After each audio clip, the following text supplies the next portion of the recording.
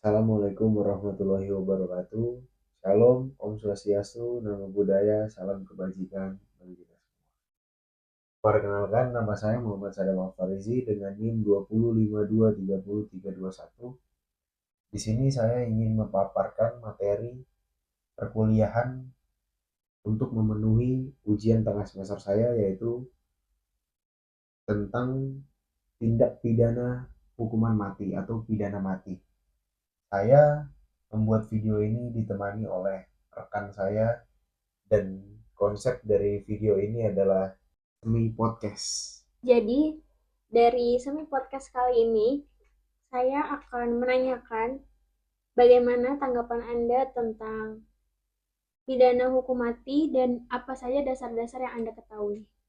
Jadi kalau menurut saya tentang pidana mati itu banyak negara-negara di dunia ini yang telah menghapuskan hukuman pidana mati, terutama di negara-negara Eropa contohnya.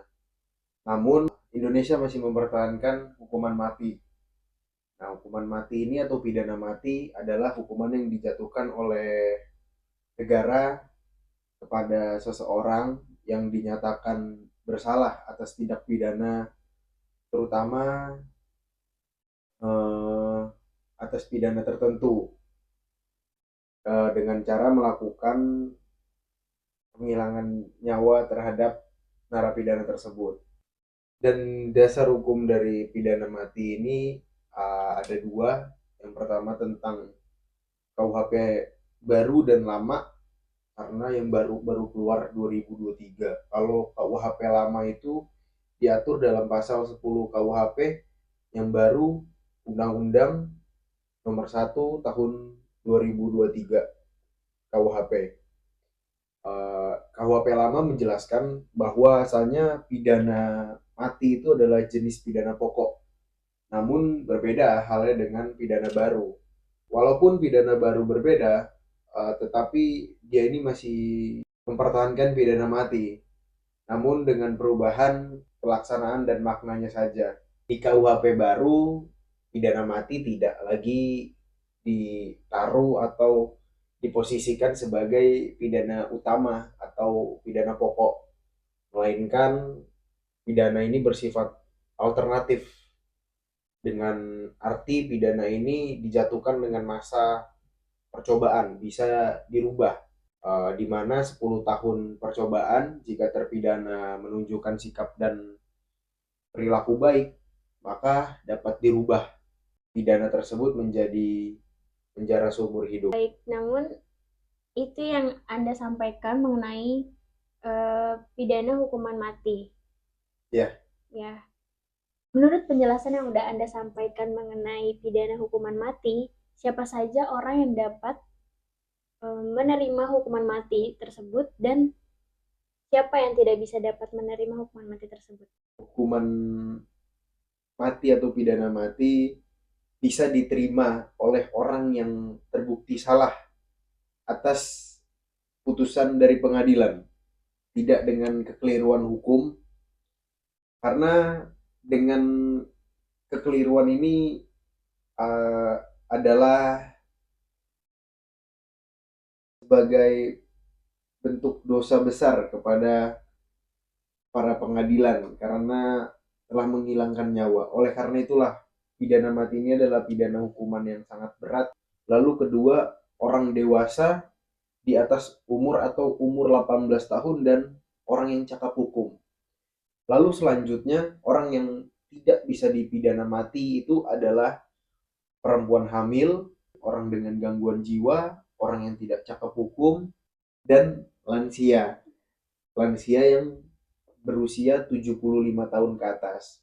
Dengan hal tersebut, hukuman mati ini bisa digantikan dengan hukuman seumur hidup atau pidana seumur hidup, penjara seumur hidup.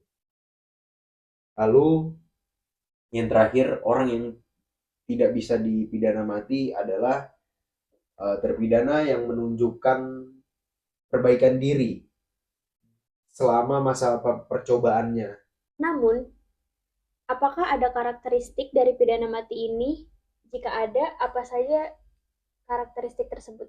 Pasti ada. karakteristik dari pidana mati ini. Yang pertama itu kalau saya bisa jelaskan, pidana mati ini bersifat final dan tidak bisa diperbaiki. Karena sifatnya itu final, sudah dieksekusi, sudah dibunuh, sudah mati, nyawa seseorang tidak bisa dibalikin lagi gitu loh, tidak bisa dihidupkan kembali. Lalu kedua itu, pidana mati ini hanya dituju pada tindak pidana yang pidana khusus gitu atau dikategorikan sangat berat, yang tidak, istilahnya tindak pidana ringan lah, itu tidak masuk dalam kategori tindak pidana mati ini. Tuh, lalu yang terakhir mungkin dijalankan mekanisme yang dengan mekanisme yang ketat atau proses yang panjang formal, setelah semua upaya hukum sudah ditempuh mulai dari banding, kasasi atau gerasi yang terakhir. Jadi baru diputus pidana mati. Jadi itu karakteristik dari pidana mati, proses-prosesnya.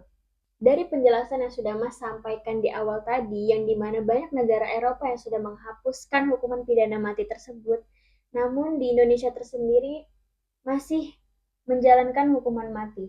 Apa tujuan dari pidana mati tersebut? Mungkin salah satunya tujuan pidana ini masih dipertahankan di Indonesia itu untuk secara tidak langsung ya.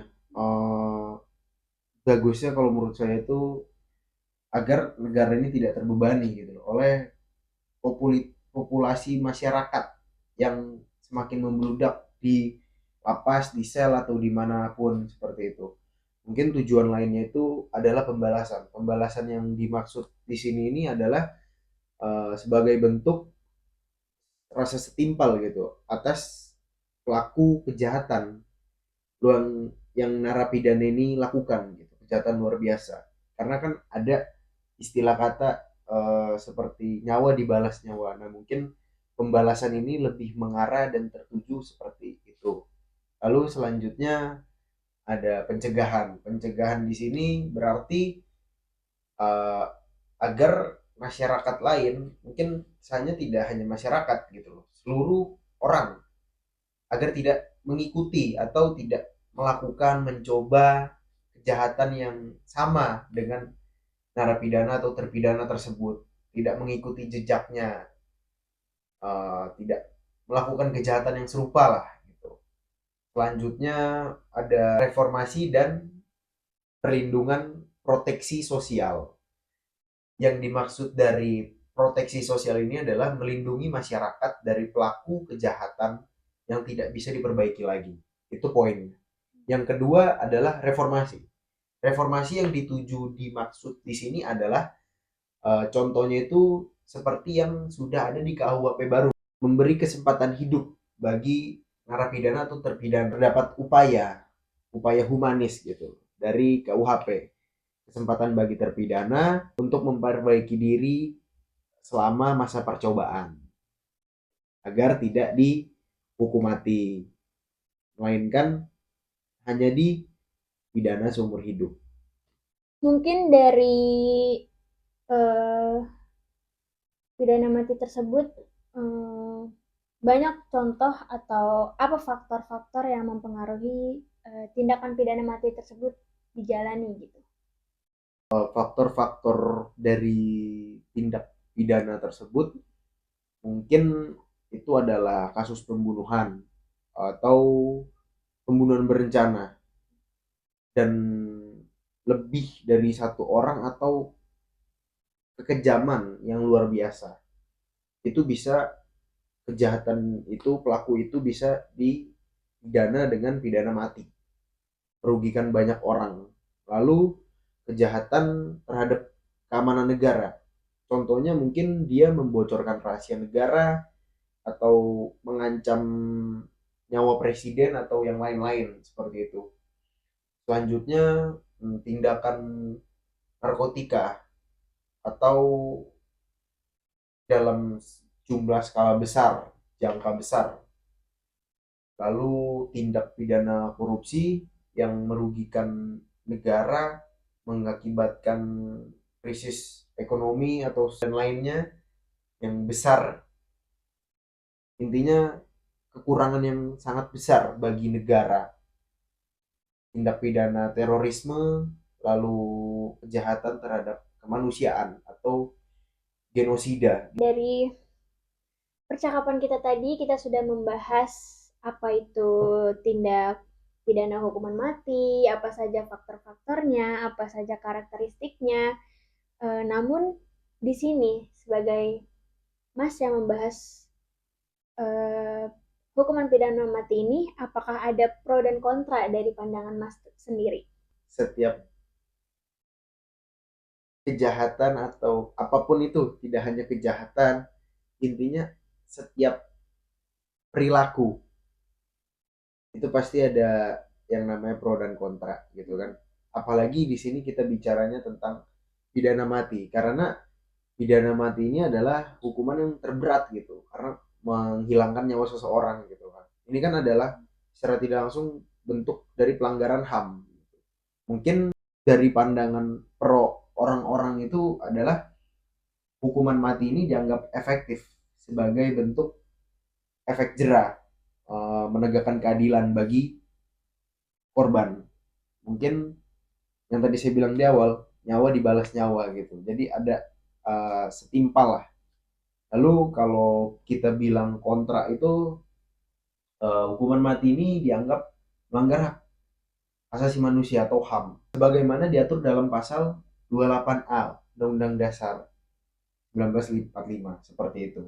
Lalu kontranya lagi itu jika tidak terbukti apa yang bisa dilakukan oleh pengadilan atau pemutus si pelaku ini. Dari situlah timbullah yang namanya kejahatan yuridis yang tidak dapat dirubah. Artinya apa? Pengadilan ini harus betul-betul bekerja atau mencari benar tidak pelaku ini melakukan kesalahannya agar tidak ada kekeliruan dan tidak menimbulkan kesalahan yuridis. Karena jika sudah dieksekusi, sudah dipidana mati, sudah diputus, sudah dilakukan penembakan itu, baru ada pernyataan bahwa pelaku ini tidak bersalah, siapa yang mau disalahkan? Jadi seperti itu.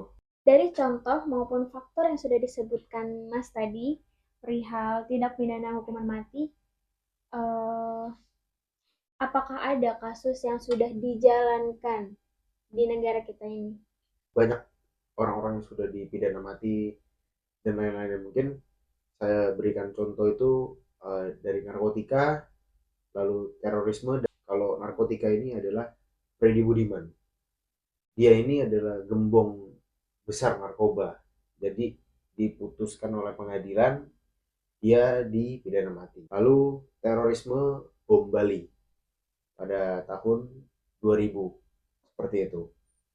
Itu menewaskan banyak orang. Jadi sama dipidana mati pelaku-pelakunya. Jadi sekian pemaparan tentang materi pidana mati yang saya bawakan oleh rekan saya. Assalamualaikum warahmatullahi wabarakatuh. Terima kasih.